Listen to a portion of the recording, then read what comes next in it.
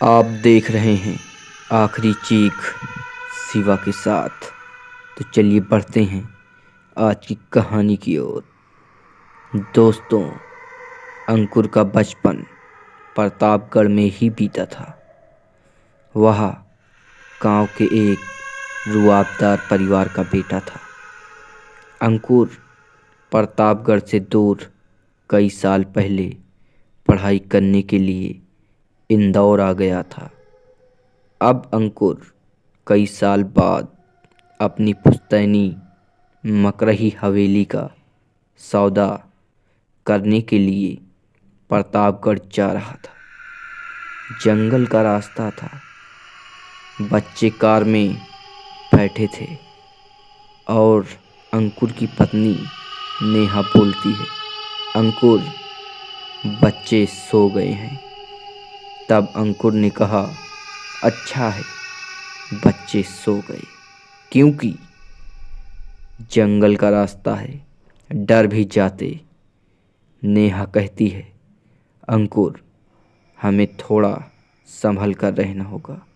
हाँ नेहा, हवेली का काम होते ही हम वापस आ जाएंगे। अंकुर और नेहा बात कर ही रहे होते हैं कि अंकुर ने बच्चों को देखने के लिए गाड़ी का रियर व्यू ठीक करते हुए देखा तो अंकुर की आंखें थम जाती हैं। वह देखता है पीछे बच्चों के बीच लाल साड़ी में एक औरत बैठी हुई होती है। अंकुर ने जोर से ब्रेक को लगाया और पीछे पलटता है। बच्चे जाग जाते हैं। नेहा का बेटा बोलता है, मम्मा, आपकी लोरी सुन के कब नींद लग गई मुझे पता ही नहीं चला। अपने बेटे की बातों को सुनकर नेहा के होश उड़ जाते हैं। क्या बोल रहे हो सॉरी? मैंने तुम्हें कब लोरी सुनाई? हर्ष बोलता है, अभी आप पीछे बैठकर हमें लोरी सुनाई थी। सौर्य की बातें सुनकर नेहा और अंकुर भौचक्के हो जाते हैं, पर दोनों यह सोचकर चुप हो जाते हैं कि कहीं सौर्य ने कोई सपना तो नहीं देखा। अंकुर यह सब सोच ही रहा था कि अंकुर की कार घच्चा खाकर जंगल के बीचों बीच हाईवे पर रुक जाती है। काला घना अंधेरा और जंगल से आती डरावनी आवाज़ें। अंकुर अपनी गाड़ी को बार बार स्टार्ट कर रहा था। गाड़ी स्टार्ट तो हो गई, लेकिन वह आगे नहीं बढ़ रही थी। अंकुर ने नेहा को ड्राइविंग सीट पर बैठने को बोला। तब नेहा बोलती है, अंकुर, नीचे मत उतरो।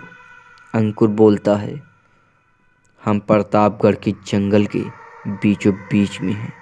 इतना कहकर वह कार को धक्का देने लगता है। अब अंकुर के साथ एक और दिल दहला देने वाला वाकया होता है। अंकुर के बाईं ओर एक औरत लाल साड़ी में खड़ी हुई होती है।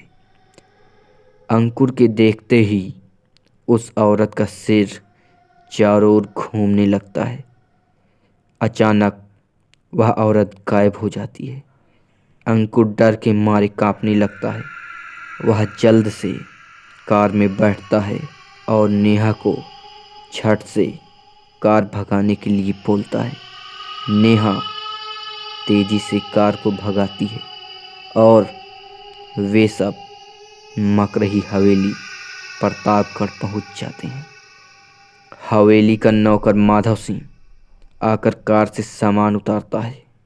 अंकुर और नेहा हवेली में जाते हैं।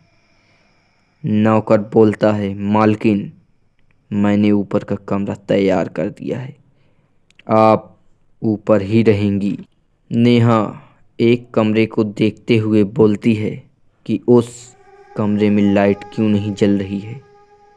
अंकुर बोलता है, वह कमरा बाबूजी का है, वह कमरा कभी नहीं खुलता। सब लोग थके हुए होते हैं। अंकुर और नेहा खाना खाकर सोने लगते हैं। रात के लगभग 12 बजे थे। तब नेहा को प्यास लगती है। वह पानी पीने के लिए नीचे जाती है। माधव सिंह, माधव सिंह कहाँ हो? पानी ले आओ। तभी नेहा को उस बंद कमरे से आवाज़ सुनाई पड़ती है, मुझे छोड़ दो, मुझे छोड़ दो। नेहा दरवाजे को पीटते हुए बोलती है, कौन है? कौन है वहाँ? नेहा जैसे ही जाने के लिए पीछे मुड़ती है, दरवाजे के नीचे से 2 हाथ आता है और नेहा के पाँव को पकड़ लेता है। नेहा बेहोश होकर गिर जाती है। माधव सिंह अंकुर को बुलाकर नेहा को कमरे में ले जाता है। नेहा बोलती है, अंकुर, वो तुम्हें ले जाएगी। कौन ले जाएगी? कोई नहीं ले जाएगी। तुमने कोई बुरा सपना देखा हो, सो जाओ। शायद इस हवेली में कुछ ऐसा हुआ था जो सिर्फ अंकुर को पता था, नेहा को नहीं। नेहा के सो जाने के बाद अंकुर ने दरवाजे को बाहर से बंद किया और माधव सिंह से बंद कमरे की चाबी मांगने लगा। माधव सिंह ने कहा, मालिक, आपने यहाँ आकर गलती कर दी। वो खूनी वधू है, किसी को नहीं छोड़ेगी। अंकुर ने कमरे की चाबी ली और दरवाजे को खोल दिया। अंकुर की आंखों ने जो भयानक मंजर देखा, उसे देखकर अंकुर की रूह कांप उठी। कमरे के अंदर बेड पर एक कंकाल पड़ा हुआ था और कंकाल के दोनों हाथ बंधे हुए थे। अंकुर के आते ही हवेली के दरवाजे अपने आप बंद हो जाते हैं। अंकुर थरथराते हाथों से उस कंकाल को खोलने जाता है, क्योंकि अंकुर चाहता था उस कंकाल को खोलकर उसे बाहर ले जाकर जला दे। इतने में ही वह कंकाल एक औरत का रूप ले लेती है। अंकुर कांपते हुए होठों से बोलता है, तुम। हाँ, मैं, मंदाकिनी, जिससे तुम्हारी शादी बचपन में हो गई थी। तुम्हारे पिता और बड़े भाई ने मुझे यहाँ बांधकर भूखा प्यासा छोड़ दिया और मेरे साथ दुराचार किया। इतना कहते ही अंकुर उन रस्सियों में बंध जाता है और अंकुर के चारों ओर मिट्टी के तेल गिर जाता है।